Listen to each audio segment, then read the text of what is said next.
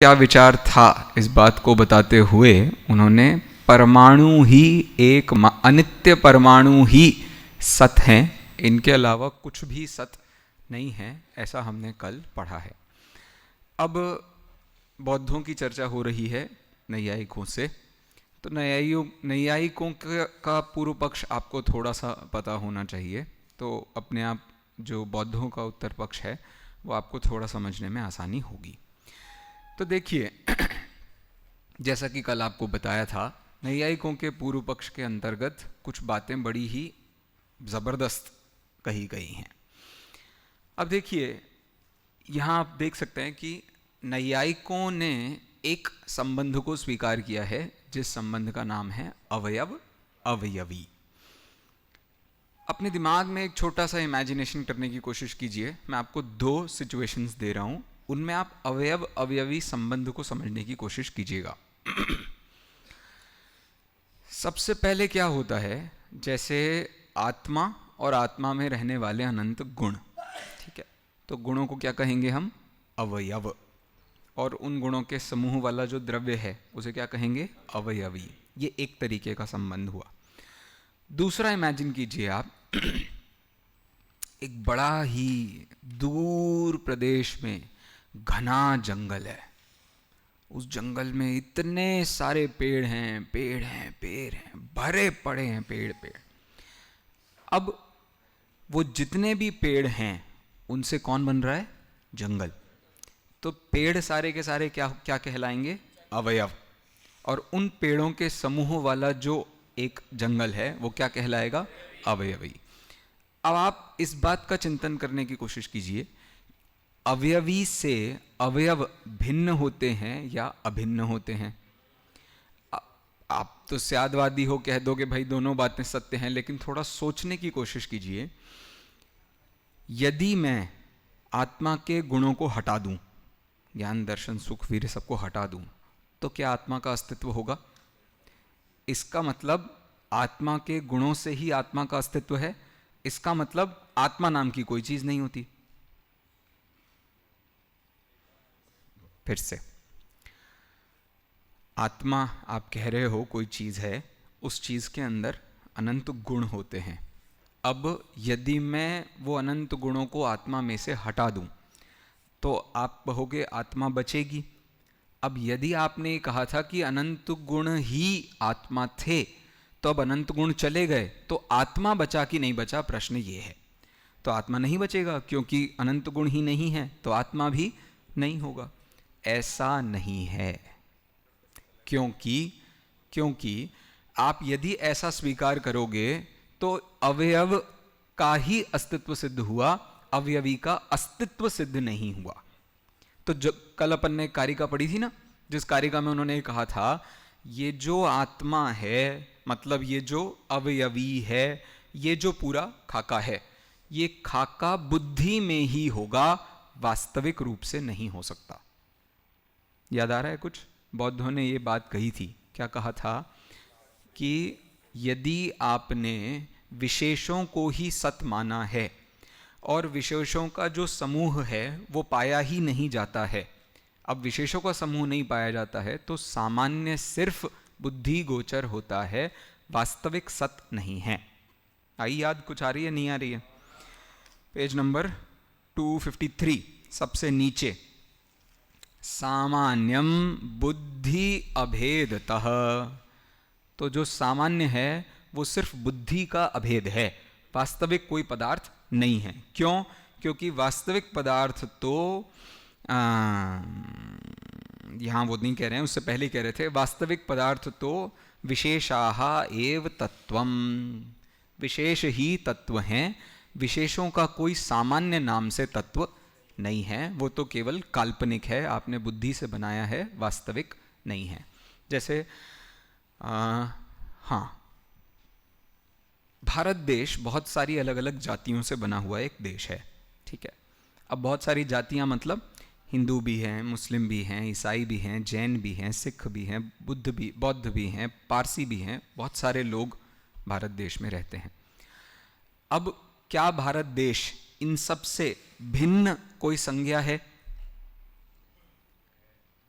यही सोचने वाली बात है कि भारत देश इनसे भिन्न संज्ञा है कि नहीं है। ये मुद्दे पर यदि आप विचार करें तो आपको इसका जो भी समाधान मिलेगा उससे निर्धारित होगा आप जैन हैं, बौद्ध हैं, या आप नैयायिक हैं। समझ रहे हैं आप? देखो, जो लोग ये कहते हैं कि ये जो जातियां हैं, ये जातियां ही भारत देश को बना रही हैं, इसके अलावा कोई भारत देश नहीं है, ऐसे लोगों को कहते हैं बौद्ध। मतलब उन्होंने भारत देश के स्वतंत्र अस्तित्व को स्वीकार नहीं किया है, मात्र प्रदेशों के अस्तित्व को या प्रदेशवासियों के अस्तित्व को, इसको ही स्वीकार किया।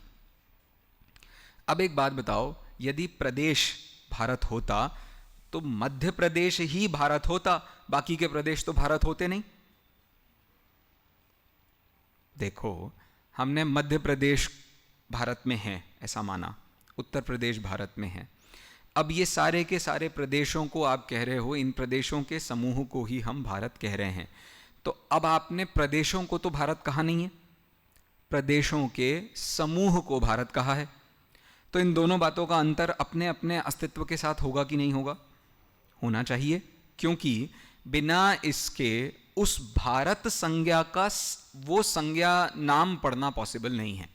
तो बौद्धों का बस इतना सा कहना है, यदि आप सिर्फ प्रदेशों के समूह रूप से ही द्रव्य को बता रहे हो तो ये केवल बुद्धि गोचर है, वास्तविक नहीं है। अब दूसरे कौन हैं? दूसरे हैं नैयायिक। नैयायिक कह रहे हैं भाई साहब ऐसा होता है, अवयवी खाली पड़ा रहता है और अवयव अलग से खाली पड़े रहते हैं। क्या करते हैं हम? अवयवी में अवयव नहीं होते हैं। ये एक स्पेशल उनकी विचार है, इसको ज़रा आपको समझना पड़ेगा। एक अवयवी में बहुत सारे अवयव रहते हैं, ऐसा नहीं मानते हैं। कौन? नैयायिक। तो कैसा मानते हैं? अवयव अवयवियों में रहता है। ये जो अवयव है, अरे अवयवी में अवयव नहीं होते हैं, अवयव में अवयवी होता है, मतलब अवयवी अवयवों में होता है। वाक्य को बस थोड़ा आगे पीछे किया है हमने, लेकिन वाक्य के आगे पीछे करने से बात नहीं बदल रही। उनके कहने का ये मतलब है अवयवी अलग पदार्थ है, अवयव अलग पदार्थ है। तो जब भी अवयव को अपना काम करना होगा तो वो किस में प्रवेश कर जाएगा? अवयव में। जब भी अवयवी को अपना काम करना होगा तो वो किस में प्रवेश कर जाएगा? अवयवों में प्रवेश कर जाएगा। मतलब जब भी आत्मा को ज्ञान करना होगा तो वो किस में चला जाएगा? ज्ञान नाम के अवयव में चला जाएगा। जब भी आत्मा को दर्शन का काम करना होगा तो वो दर्शन नाम के अवयव में चला जाएगा। जब भी आत्मा को चारित्र का काम करना होगा तो वो चारित्र नाम के अवयव में चला जाएगा। ऐसा कौन मानता है? नैयायिक। तो अवयव अवयवी संबंध बौद्धों ने स्वीकार नहीं किया है। आप उधर देखें तो आपको दिख जाएगा, अवयव और अवयवी का संबंध बौद्ध स्वीकार नहीं करते। तो वो क्या स्वीकार कर रहे हैं? वो सिर्फ इतना स्वीकार कर रहे हैं अवयव ही होते हैं या अनित्य परमाणु ही होते हैं, उनका कोई ऐसा अवयवी नहीं पाया जाता। वो बुद्धि में मान नहीं रहे हैं, व्यंग कर रहे हैं। मतलब अभी तो हमें जगत का सत्य ढूंढना था, मतलब प्रमेय, प्रमाण के प्रमेय ढूंढने थे। तो प्रमाण के प्रमेय ढूंढने के लिए मेरा ज्ञान काल्पनिक चीज़ों को ग्रहण कर रहा है या वास्तविक चीज़ों को ग्रहण कर रहा है? तो हमें तो वास्तविक चीज़ों का हिसाब लगाना था, और ये जो सामान्य है वो वास्तविक सिद्ध नहीं हो रहा है, काल्पनिक सिद्ध हो रहा है। इसलिए उनकी मान्यता योग्य नहीं है, नैयायिकों की मान्यता योग्य नहीं है, ऐसा बौद्ध कह रहे हैं।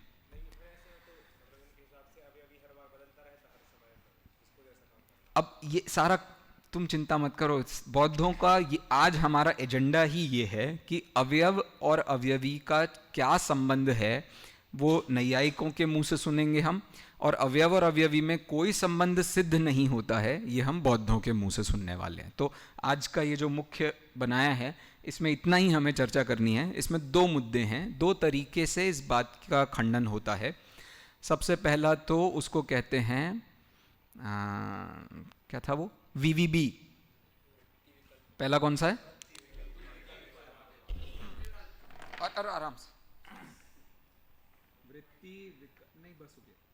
और दूसरा अनुमान बाधित। तो अब ये जो अवयव अवयवी संबंध है वो वृत्ति विकल्प से बाधित है और वो अनुमान से बाधित है, ऐसा उनको कहना है। तो आप आओ पेज नंबर 254 पे। तो बौद्धों का ऐसा कहना है कि आपका ये जो अवयव अवयवी संबंध है वो वृत्ति विकल्प से बाधित है और अनुमान से भी बाधित है, ऐसा बौद्धों को कहना है। तो अब देखो, आप पेज नंबर 254 हिंदी में देखिए, नीचे से छठी लाइन। हाँ, अवयवी का निषेध वृत्ति विकल्प कहिए, अवयवी का अवयवों में विचार करने और अनुमान से बाधा आने के कारण किया जाता है। दो चीजें दिख गई, एक वृत्ति विकल्प से बाधित होना और दूसरा अनुमान से बाधित होना।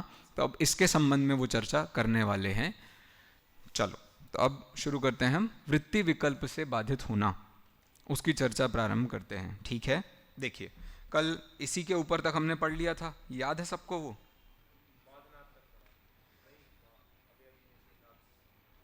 अरे इसके ऊपर तक पढ़ा था कि नहीं पढ़ा था कि एक देश से, हाँ, एक देश से यदि परस्पर में संबंध होगा तो 6 अणुओं से दिक्कत आएगी, और सर्वदेश से यदि परस्पर में संबंध होगा तो बहुत सारे अणुओं में एकता का प्रसंग आएगा। ये दो बातें हम पढ़ चुके थे। अब इसके आगे से पढ़ना है, पढ़ो। बिल्कुल आराम से, धीरे धीरे, सही जगह पर रुक करके पढ़ो। अच्छा, पढ़ना है? हाँ, अभी पढ़ाएंगे। हाँ। तथा अव्ययी के निषेध से उन विशेषों के असंबद्धपना भी प्राप्त होता है। ठीक है, अब यदि हमने अवयवी का निषेध कर दिया, कौन कह रहा है? बौद्ध बात कर रहे हैं अपने आप से। यदि अपन ने अवयवी का निषेध कर दिया तो क्या होगा? अपने आप हमारे परमाणु असंबद्ध सिद्ध हो जाएंगे। तो अब वो अवयवी के निषेध के लिए क्या क्या पैतरे इस्तेमाल कर रहे हैं वो बताने वाले हैं। पढ़िए। और अव्ययी का निषेध वृत्ति विकल्प कहिए, अव्ययी का अव्ययों में विचार करने और अनुमान से बाधा आने के कारण किया जाता है। अब ये जो बाधा शब्द है वो अंत्य दीपक है। अंत्य दीपक का मतलब क्या हुआ? उसको आपको अनुमान से बाधित में भी प्रयोग करना है और वृत्ति विकल्प से बाधित में भी करना है। क्या कभी मुंह फाड़ रहे हैं, कभी अंगड़ाइयां ले रहे हैं। चलिए, वृत्ति विकल्प का क्या मतलब बताया है इस पंक्ति में? कौन बता सकता है? वृत्ति विकल्प का अर्थ क्या है? हाँ, बोलो। अरे वहां लिखा ही है बेटा, सीधा सीधा लिखा है। यस, हाँ बोलो। अवयवी का अवयवों में विचार करना। अवयवी का अवयवों में विचार करना, इसे क्या कहते हैं? वृत्ति विकल्प कहते हैं। तो अवयवी का अवयवों में विचार करने पर वे सिद्ध नहीं होते हैं, ऐसा कौन कहेगा? बौद्ध। और अवयवी का अवयवों में जो विचार कर रहे हैं, अब कौन विचार कर रहे हैं यहाँ? बौद्ध। बौद्ध ही कर रहे हैं। कि बौद्ध का सीधा सीधा कहना है, भाई साहब ये सिचुएशन आपकी बैठ नहीं रही है। तो अब उसको एक्सप्लेन करने के लिए वो कहाँ से स्टार्ट कर रहे हैं? वृत्ति विकल्प से प्रारंभ कर रहे हैं। पढ़िए। आगे इसे ही स्पष्ट करते हैं। एक और सेकंड रुको, एक सेकंड रुको, फिर वही सब चालू हो गया है। मुझे बताओ, कितने विद्यार्थी हैं बिना किताब के बैठे हैं? हाथ उठाइए।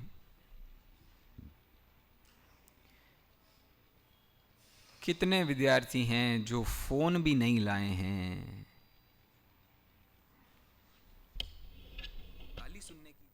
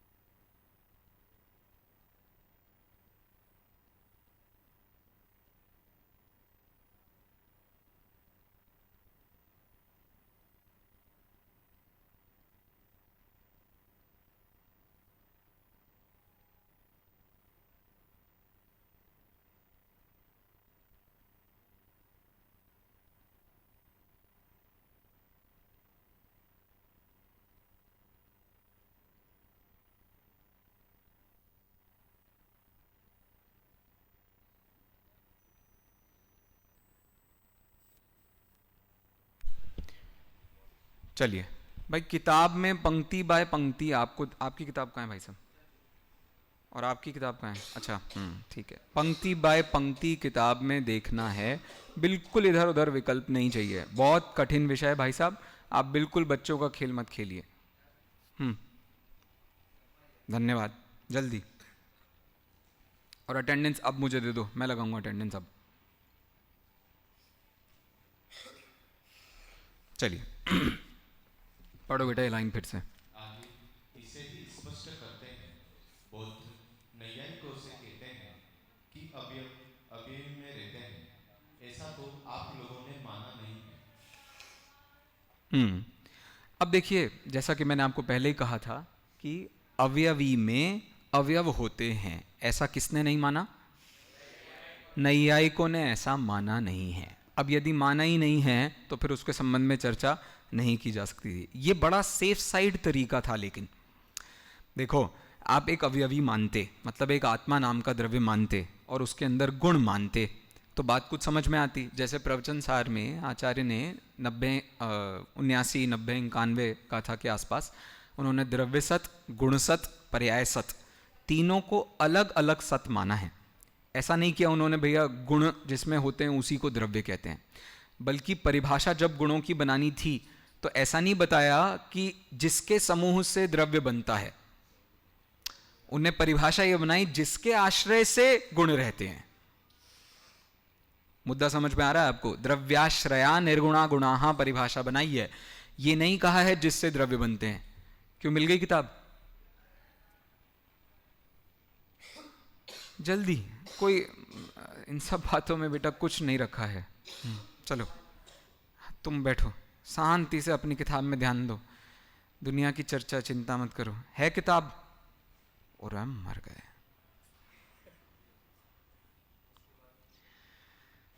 चलिए भैया पेज नंबर बता दो भैया को, ठीक है? और उनकी आंखें इधर उधर ना हो, इसका ध्यान रखना। चलिए कहाँ थे अब हम? कहाँ थे अब हम? अरे कहाँ थे मतलब मुद्दा क्या चल रहा है? मुद्दा ये चल रहा है द्रव्य सत गुण सत से एक भिन्न सत्य है। ये आपको मानना अलग से पड़ेगा, नहीं तो आप बस ज्ञान की ही पर्यायों को द्रव्य समझ करके ज्ञान ज्ञान ज्ञान ज्ञान होता है आत्मा में, और होता क्या है? समय सार पढ़ते पढ़ते कोई निश्चयभासी होकर ये मान ही सकता है भाई ज्ञान के अलावा आत्मा में होता क्या है। क्या कर लो? बस जान लो, छुट्टी पाओ। अरे जान लो, जानने के बाद उसमें समाना भी पड़ता है, और समाने का ही नाम मुक्ति है। उस ज्ञान स्वभाव में समा जाने का नाम मुक्ति है। इसका मतलब ज्ञान गुण में समा नहीं जा रहे हैं, उस द्रव्य स्वभाव में समा जा रहे हैं। ये डिफरेंस समझने के लिए दो सत आपको अलग अलग समझने पड़ेंगे। एक द्रव्य सत अलग होता है, एक गुण सत अलग होता है, और पर्याय सत्य जो होता है वो अलग होता ही है। तो अब बौद्धों को समझाने के लिए पर्याय सत्य को खड़ा करने की ज़रूरत तो है नहीं, क्योंकि वो तो वो मान ही रहे हैं। लेकिन उनके सामने क्या खड़े करने की आवश्यकता है? द्रव्य सत्य और गुण सत्य। उसकी सत्ता को वो स्वीकार नहीं करते हैं, क्योंकि वो त्रैकालिक द्रव्य पदार्थ को समझते नहीं हैं। इस दृष्टि से उस सब की बात चल रही है। तो कहने का मतलब एक जनरल जो बात आपको पता है उससे मैं आगे बढ़ रहा हूँ। तो यहाँ नैयायिकों ने सीधा कहा भाई साहब हमारे अवयवी में अवयव नहीं होते, मतलब द्रव्याश्रया गुणाहा न भवंती। कौन कह रहा है ये? नैयायिक कह रहे हैं। अब उन्होंने क्या कहा? तो वो उल्टी बात कह रहे हैं, गुणाश्रया द्रव्याहा, गुणों के आश्रय से द्रव्य रहते हैं। ऐसा कौन कह रहा है? ऐसा नैयायिक कह रहे हैं। अब इस बात को लेकर के आगे की चर्चा होने वाली है कि भैया वो पॉसिबल है नहीं है, क्या सिचुएशन है, उसकी सबकी बात वो करने वाले हैं। क्या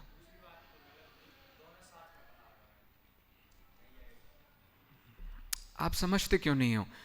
जब मैं, देखो मैंने प्रवचन करना चालू किए, मैंने अपनी पूरे प्रवचन में 10-15 बातें कही। 10-15 बातों में से आपको 5-7 बातें तो पट गई, लेकिन आपको बाकी की 10-12 बातें पटी नहीं। अब क्या होगा इसमें? अब आप इन पर चिंतन करते हुए बाद में मुझसे चर्चा कर रहे हो, तो वैसे सीधे सीधे बात नहीं होती है। आप सीधे बात कैसे करोगे? आप कहोगे भाई साहब आपने ये कहा था, लेकिन इसमें ये भी बात है, ये भी बात है, इन दोनों बातों से मैच नहीं हो रही बात। समझ गए? अरे तुमसे ही तो बात कर रहा हूं मैं। समझ गए? हाँ तो बोलो। हाँ, अब जब ये सिचुएशन है तो उसी में जो बात नैयायिकों ने कही है उस पर उन्होंने विचार करना चालू किया। तो उन्होंने कहा भाई साहब आपने इसमें तो नहीं माना है, इसमें माना है, तो अब इसमें मानने पर क्या दोष आ रहा है वो बता रहे हैं। बोलो। मैं कुछ एक्सप्लेन नहीं करने वाला हूं अभी, क्योंकि हम पहले पढ़ेंगे पूरा, उसके बाद एक्सप्लेन करेंगे। चलो पढ़िए। और अवयवी अवयवों में रहता हुआ क्या एक देश से रहता है अथवा संपूर्ण रूप से रहता है? थोड़ा आराम से अच्छे से पढ़ना पड़ेगा, आगे के शब्द देखते हुए अपने वाक्यों का वो भाषा का तरीका सेट कीजिए। तो अब वो कह रहे हैं इन अवयवों में ये जो अवयवी रहता है इसके सिर्फ दो ही चांसेस हैं। इन अवयवों में ये जो अवयवी रहता है इसके सिर्फ दो ही सिचुएशन हैं, एक देश और दूसरा सर्वदेश। मतलब अवयवों में जो अवयवी रह रहा है वो एक देश से रह रहा है, इसका मतलब आधी जगह अवयवी की खाली है।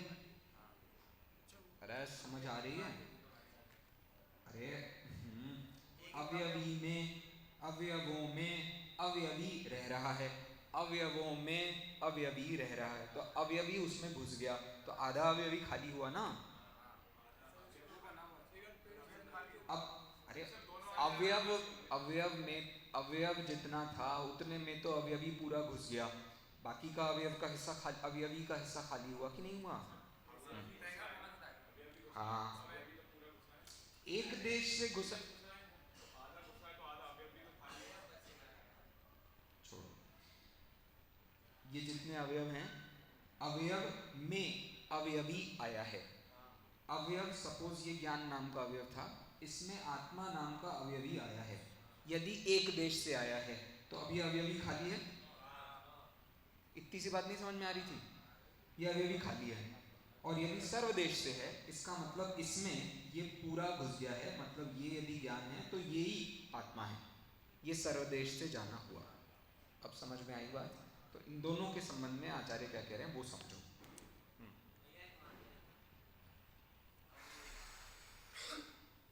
नैयायिक सिर्फ इतना मानते हैं, बाकी सब बौद्ध उनका खंडन करने के लिए कह रहे हैं भाई साहब।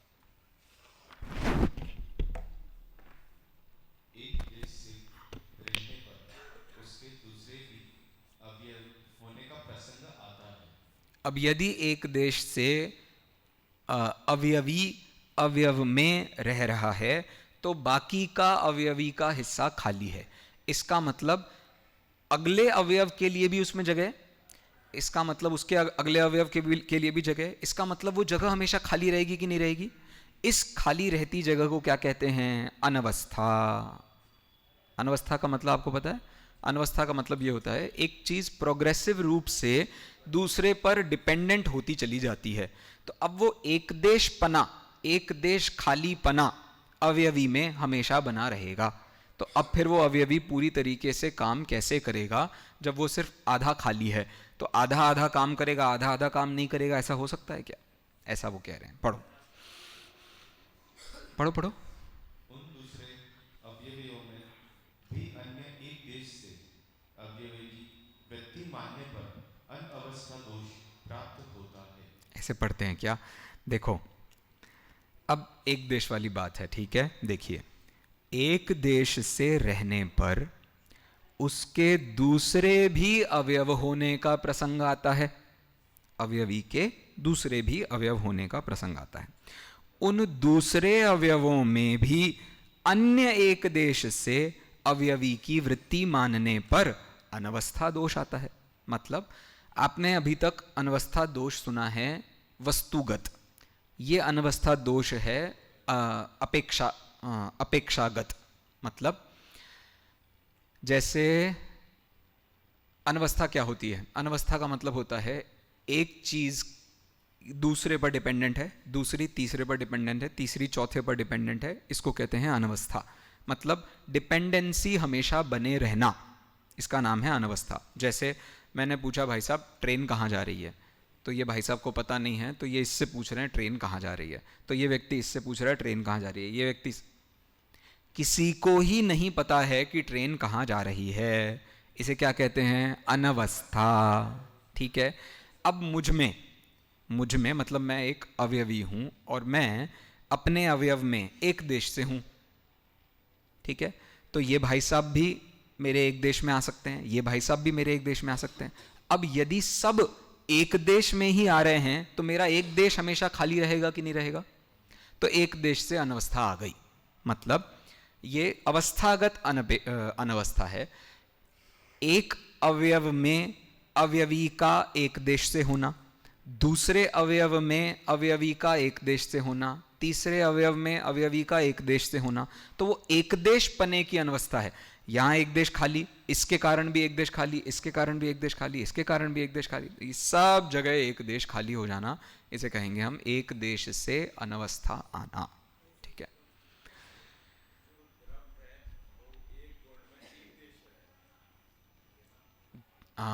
गुण में द्रव्य एक देश से रह रहा है, उसने आगे पीछे कहा, सही है। मैं इससे ज्यादा कितना एक्सप्लेन करूंगा भाई, ये क्या, जाने दो।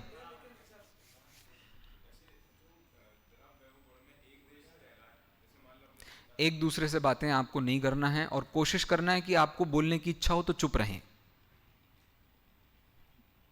और आसपास भी चुप करा दें, मतलब बिना बोले।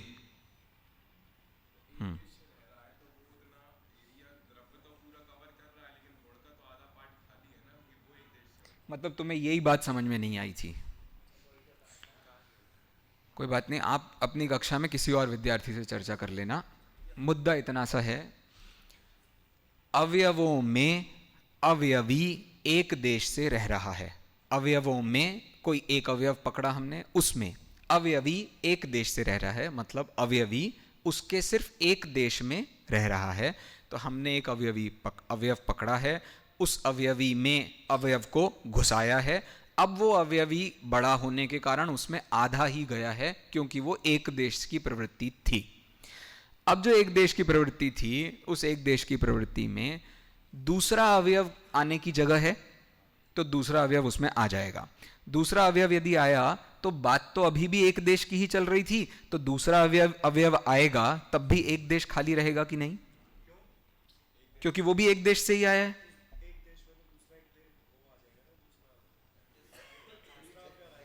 हाँ, तो आ गया ना दूसरा अवयव, लेकिन दूसरा अवयव भी एक देश से ही आएगा ना, जैसे पहला वाला एक देश से आया था। एक मिनट, एक देश का मतलब आपसे आधा किसने कहा? पहली बात। दूसरा, एक देश का मतलब इतना होता है, यदि पहला वाला अवयव एक देश से अवयवी में रह रहा है तो दूसरा एक देश छोड़ करके सर्वदेश में कहां से आ जाएगा? फुल कभी नहीं कर सकते हैं, क्योंकि वो हमेशा अवयवी में आधे ही भरे रहेंगे। उन्हें खंडन करना है, और खंडन करने का ये तरीका होता है। भाई साहब, आपको जब किसी बात की सेटिंग नहीं बैठ रही होती है तो आप उसकी सेटिंग एक्सप्लेन करते हो। कहने का मतलब ये है, या तो आप अवयव में सारे अवयवी का पूरा एक सेट बता दो। तो अब सेट बताने के लिए क्या होता है, आप 10 चीजें पकड़ो, 10 चीजें एक चीज में पाई जाती हैं, ऐसा बता दो, काम खत्म हो गया। ठीक है। 10 चीजें यदि एक चीज को भर रही हैं, जैसा कि इनका कहना है, 10 चीजें मिलकर के एक चीज को भर देंगी तो वो चीज पूरी हो जाएगी। क्या ऐसा दुनिया में ऐसी आप एक भी चीज बता सकते हो कि जिनमें आप 10 चीजें भर करके ये सिद्ध कर दो कि ये पूरी भर गई है, इसमें कोई खाली जगह बची नहीं है? डिब्बे में कभी नहीं होता ऐसा। डिब्बे में हमेशा जगह खाली होती है भाई साहब। चाहे आप लिक्विड डालो, चाहे आप सॉलिड डालो, चाहे आप गैस डालो, आप कुछ डालो। ये तो साधारण साइंस भी जानता है भाई, इतनी सी बात हमें समझ में नहीं आ रही। इसको कहते हैं इंटरमॉलिक्यूलर स्पेस। मैं नहीं खेल सकता आप लोगों से, आप जो लिखा है पढ़िए और छुट्टी पाइए। आप कुछ समझने की कोशिश भी नहीं करनी है। कहता जा रहा हूं विषय पूरा, एक बार पढ़ लो फिर बात कर लेंगे, मानना नहीं है। चलो यदि कहे कि चलो, बात नहीं करनी है, सुनाई नहीं दिया? यदि कहे कि संपूर्ण रूप से अवयवी अवयवों में रहता है, ऐसा मानते हैं, तो हम पूछेंगे कि एक एक अवयव के प्रति स्वभाव भेद से, अर्थात अनेक स्वभाव से रहेगा अथवा एक रूप से रहेगा। ठीक है। अब ये कह रहे हैं हम कि अवयव में जो अवयवी है वो पूर्ण रूप से रह रहा है, मतलब कंप्लीटली उसको भर के रह रहा है। तो अब यदि वो कंप्लीटली भर के रहेगा तो अब दूसरे अवयव के लिए उसमें जगह नहीं है, तो आपको पहले अवयव से निकालना पड़ेगा उसको, फिर उसमें दूसरा अवयव डालना पड़ेगा, फिर दूसरे से निकालना पड़ेगा, तीसरा डालना पड़ेगा। तो जो आपने अवयव अभी डाला था, सपोज आपने ज्ञान नाम की अवस्था से आत्मा में कुछ योग्यता डाली थी, अब जैसे ही ज्ञान आत्मा से बाहर निकाल करके चारित्र डाला जाएगा तो अब उस आत्मा के पास ज्ञान की योग्यता तो थी नहीं, क्योंकि ज्ञान तो अपने साथ अपनी प्रोसेस ले गया। तो अब जो तुमने ज्ञान किया था उससे चारित्र का काम नहीं हो पाएगा। इसका मतलब ज्ञान और चारित्र का लिंक टूट जाएगा। बात समझ में आ गई? तो इसीलिए सर्वदेश से भी ये काम पॉसिबल नहीं है, ऐसा कह रहे हैं। पढ़िए। प्रथम पक्ष मानने पर अब अवयवी बहुत होने की आपत्ति आती है। द्वितीय पक्ष मानने पर अब अवयव के एक रूप होने की रूप से वृत्ति मानने पर अब अवयवी आपत्ति आती है। बस सेकंड लाइन से देखते हैं। तो हम पूछेंगे एक एक अवयव के प्रति स्वभाव भेद से, अर्थात अनेक स्वभावों से रहेगा अथवा एक रूप से रहेगा। सीधी बात है। अब अवयव में जितना जो अवयवी रह रहा है वो आप कह रहे हो पूर्ण रूप से रह रहा है, तो एक स्वभाव से रह रहा है कि अनेक स्वभावों से रह रहा है? मतलब एक ही अवयव था, अब उसमें अनेक स्वभावों से वो अवयवी रह रहा है, या सिर्फ एक ही स्वभाव से, एक ही रूप से वो अवयवी रह रहा है? इन दो की बात कर रहे हैं। देखो अब उसके बारे में क्या कह रहे हैं। पढ़ो इसके आगे अब फिर से। प्रथम पक्ष मानने पर अब अवयवों की बहुत होने की आपत्ति आती है। अब यदि आपने ऐसा कहा कि अवयवी के अनेक स्वभाव होते हैं, अवयवी के अनेक स्वभाव होंगे तो अपने अपने अवयव में वो अलग अलग तरीके से फिट होंगे, और अपने तरीके से अलग अलग फिट होंगे तो एक अवयव से अवयवी अनेक स्वभाव वाला होने पर अनेक प्रकार के कार्य करेगा। जैसे ज्ञान नाम का एक गुण है, ठीक है, वो इस लड़के ने उठाया, इस लड़के ने उठाया, इस लड़के ने उठाया, इस लड़के ने उठाया, इस लड़के ने उठाया, इन सब ने उठाया, और इन सब के लिए उस ज्ञान नाम के गुण ने अलग अलग काम किया।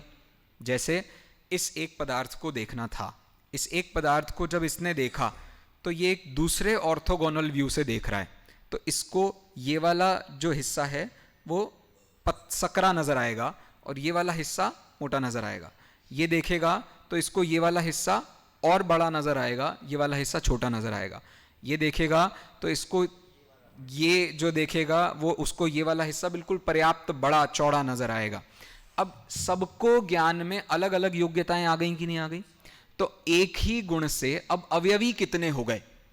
अनेक हो गए, जबकि आपने अवयवी एक माना है और अवयव अनेक माने हैं, तो आपकी बात का खंडन हुआ।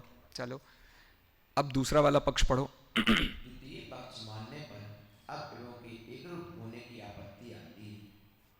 अब यदि दूसरा पक्ष माना हमने तो अब इसमें क्या सिचुएशन आ रही है? तो वो कह रहे हैं अवयवों के एक रूप होने की आपत्ति आती है।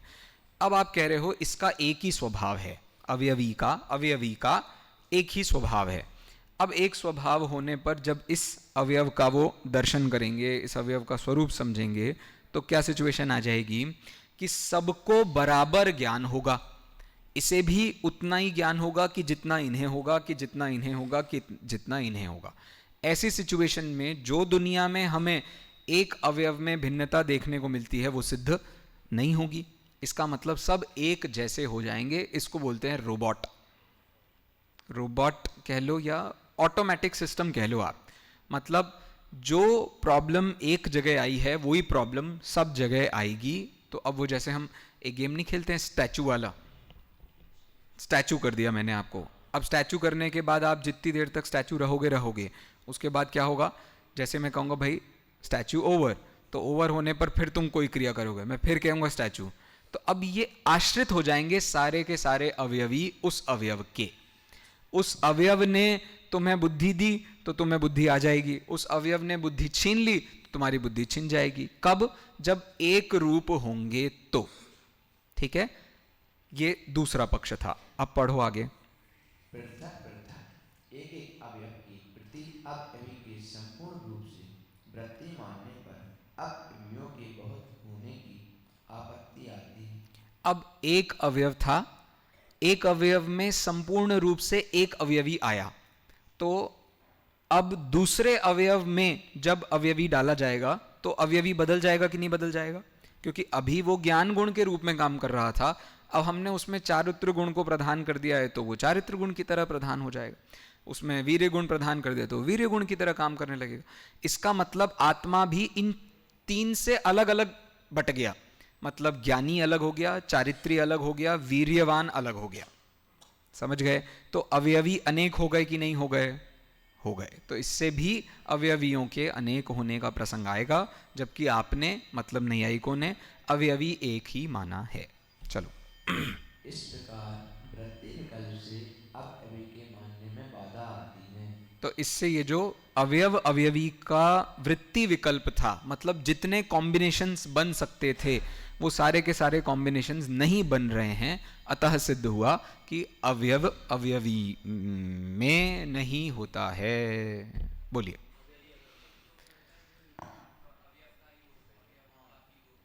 अवयव किसका? यही तो चाहते हैं बौद्ध।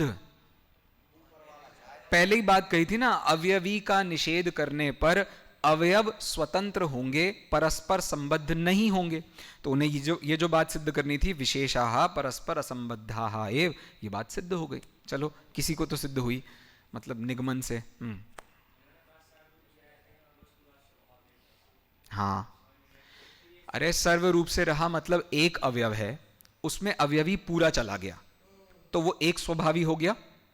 अब यदि वहां से निकल के वो अवयव दूसरे स्वभाव में चला गया तो क्या हो गया? दूसरे स्वभावी हो गया। तीसरे में पूरा चला गया तो तीसरा स्वभावी हो गया। अवयवी अनेक रूप हो गया, जबकि आपने अवयवी को एक रूप माना था, तो इससे अवयवी का निषेध हो गया। ऐसे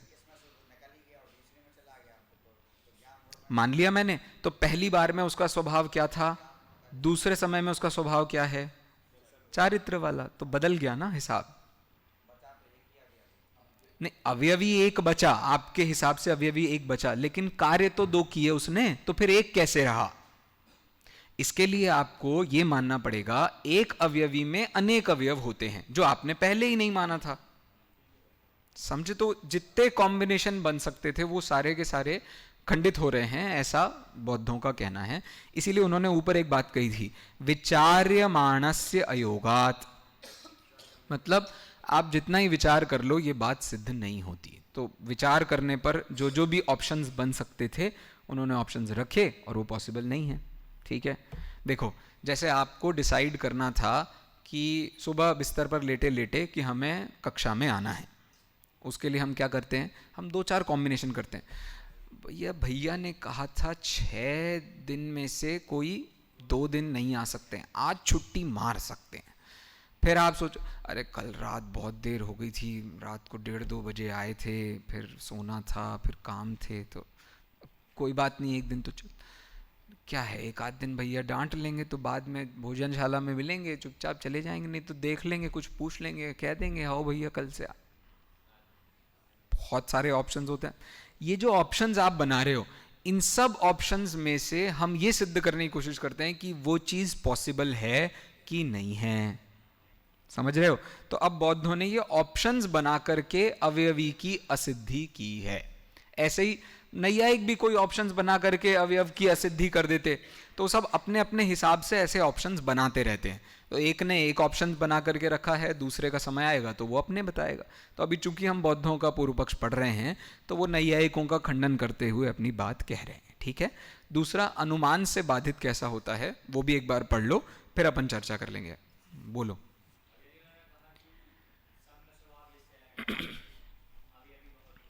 हाउ? अरे तो तुमने माने नहीं ना, नैयायिकों ने माने नहीं, दिक्कत ये है। हाउ?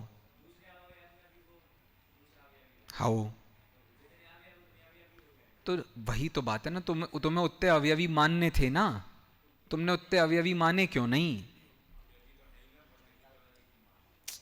अरे भाई तुम्हारे हमारी बात ही नहीं चल रही है, अजीब लोग हैं बिल्कुल। जिसके, हे भगवान, चलो सुन लो अब कहानी। अवयवी अनेक होना बात अलग है। अवयवी अनेक होना मतलब द्रव्यों की भिन्नता होना। द्रव्यों की भिन्नता कौन सी है? गुण अलग हैं, पर्याय अलग है, द्रव्य अलग है, सामान्य अलग है, विशेष अलग है, ये सब अलग अलग हैं। अब द्रव्य अनेक हैं, इसमें दिक्कत नहीं है। दिक्कत ये सिद्ध हो रही है, ये यदि आप अनेक प्रकार के काम एक ही अवयवी से करा रहे हैं तो अवयवी अनेक नहीं हो सकते। बात कुछ समझ में आ रही है? यदि आपने एक अवयवी में अनेक अवयव माने तो उसके अनेक कार्यत्व की सिद्धि हो जाएगी। यदि आपने अवयव में अवयवी माना है तो उसके अनेक कार्यत्व की सिद्धि होगी। किसके? अवयवी के। जबकि अवयवी अनेक नहीं हो सकते, अवयव एक होता है, अवयवी एक होता है, अवयव अनेक होते हैं। तो इसीलिए नैयायिकों की ये बात में दोष है कि आपने अवयवी एक माना है। तो अब वो एक मानने का मतलब है द्रव्य से एक है, गुण से एक है, क्षेत्र से है, काल से है, भाव से है। कैसे एक है वो आपने एक्सप्लेन तो किया नहीं है, आपने उसे एक कहा है, तो हमने पकड़ लिया उनका स्वभाव भेद। यदि स्वभाव भेद, हमने मतलब बौद्धों ने पकड़ लिया उनका स्वभाव भेद। यदि स्वभाव भेद से अलग अलग सिद्ध हो रहे हैं तो फिर अवयवी अलग अलग ही होंगे, एक नहीं हो सकते हैं। ऐसी कहानी है। अभी दूसरा पढ़ो, चलो जल्दी करो। अब अनुमान से बाधा दिखलाते हैं। हम्म। अब एवं में अब एवं पाया हो नहीं जाता है। भैया बगल वाले को दो माइक, बिल्कुल आराम से पढ़ना, ठीक है?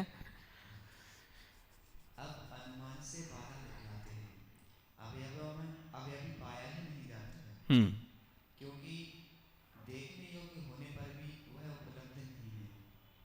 जो देखने योग्य होते हुए भी उपलब्ध नहीं होता है वह है ही नहीं, जैसा आकाश कमल। इसी प्रकार अवयवों में अवयवी नहीं पाया जाता है, इसलिए वह है ही नहीं। इस अनुमान से यह सिद्ध किया कि अवयवों में अवयवी नहीं। तो अब ये जो हिसाब है, उन्होंने कहा भाई आपको ऐसा लग रहा है कि कुछ आपको दिख रहा है, लेकिन सच में वो है नहीं। ऐसी कल्पनाएं होती हैं कि नहीं होती हैं? जगत में ऐसी कल्पनाएं बहुत होती हैं। तो अब हमें पेड़ दिखाई दे रहे हैं, लेकिन हमें क्या पेड़ में जंगल दिखाई दे रहा है? नहीं दिखाई दे रहा। तो अब जंगल क्या है? कल्पना। और पेड़ क्या है? वास्तविकता। अब बौद्धों को ये कौन समझाएगा कि भाई पेड़ में भी तो पेड़त्व होता है, मतलब वृक्षों में भी तो वृक्षत्व होता है, वो उस वृक्ष में होगा कि नहीं होगा? लेकिन अब वो मुद्दा नहीं है, अभी मुद्दा इतना सा था। उन्होंने ये कहा है आपको कुछ दिख रहा है, इसका मतलब ये नहीं है कि वो है। हो सकता है आपने किसी चीज़ का सिर्फ एक नाम रख दिया हो और वो हो ही ना। ऐसी ही परिस्थिति तुम्हारे अवयवी और अवयव में है। अवयव होते हैं, अवयवी नहीं होता। क्यों? क्योंकि दिख रहा है लेकिन फिर भी उसका अस्तित्व नहीं है। वो चलता फिरता, उठता बैठता, कोई काम करता, फोटोसिंथेसिस करता, कुछ भी दिखाई नहीं देता। बताओ, जंगल कभी खूंखार हो सकता है? जंगल, ये जो संज्ञा नाम की वस्तु है, वो कभी खूंखार हो सकती है? नहीं। जंगल में रहने वाले जीव खूंखार हो सकते हैं। इसलिए जंगल क्या है? वो तो केवल चर्चा वार्ता करने के लिए एक मुद्दा बना दिया है, उसकी कोई वास्तविकता तो है नहीं, ऐसा उनका कहना है। पढ़ो।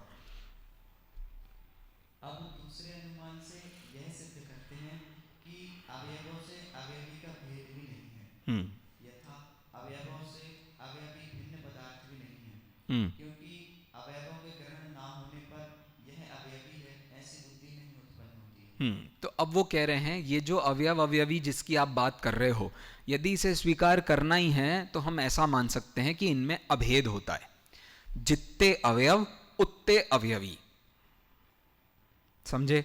तो अवयव और अवयवी का आप परस्पर अभेद मान लो। आप दोनों बिल्कुल एक दूसरे में घुस के रहते हैं, एक दूसरे को छोड़ करके बिल्कुल भी नहीं जाते हैं। तो अवयव और अवयवी में अभेदपना होता है, ऐसा वो सिद्ध करने वाले हैं। पढ़ो, अनुमान क्या है? जिसके अग्रहण में जिसकी बुद्धि का अभाव है वह उससे भिन्न पदार्थ नहीं है। नहीं, एक सेकंड, ऊपर यथा से, यथा के बाद से।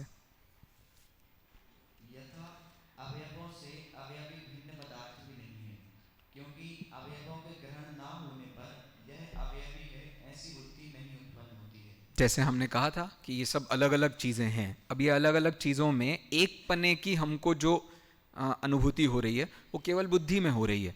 इसका मतलब वो एक पना और वो अनेक पना अभेद होकर के रह रहे हैं। मतलब जितने ज्ञान उतने आत्मा, जितने चारित्र उतने आत्मा, ऐसे अभेद होकर के रह रहे हैं, ऐसा ही माना जा सकता है। तो अब अवयवी दिखाई नहीं दे रहा है तो उसको आप अभेद करके मान लो तो मान लो, इससे सिद्ध तो अवयव ही होंगे, अवयवी की सिद्धि तो होने वाली है नहीं। पढ़ो।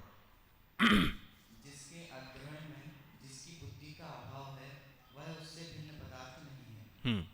जैसे वृक्षों के ग्रहण ना होने पर वन का अभाव है, इसलिए उक्त दोनों अनुमानों से यह सिद्ध हुआ कि रूपादि परमाणु निरंश और परस्पर में असंस्पर्शी ही है। या संबंध रहित ही है, और वे एक क्षण स्थायी हैं, नित्य नहीं है, क्योंकि वे अपने विनाश के प्रति किसी अन्य की अपेक्षा नहीं रखते।